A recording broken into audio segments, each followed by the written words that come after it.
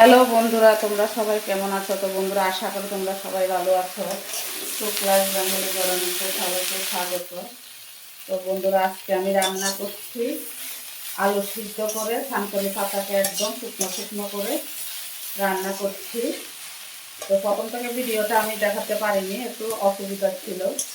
আমি তোমাদেরকে বলে দিচ্ছি, থানকুনি পাতাগুলো ধুয়ে ভালো করে কেটে নিয়েছি, নিয়ে একটু পেঁয়াজ কুচিয়েছি, একটু রসুন থেতো করে ফোড়নে শুকনো লঙ্কা, পেঁয়াজ আর রসুন দিলাম। তারপর থানকুনি পাতাগুলো দিয়ে দিলাম।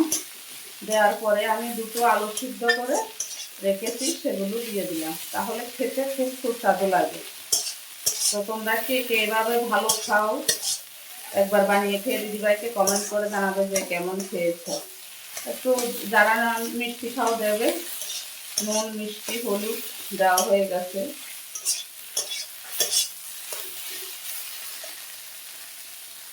তো বন্ধুরা, থানকুনি পাতা হয়ে গেছে, দেখো আমি গ্যাস অফ করে নামিয়ে দিলাম। একদম আঠা আঠা শুকনো শুকনো করে ফেলেছি।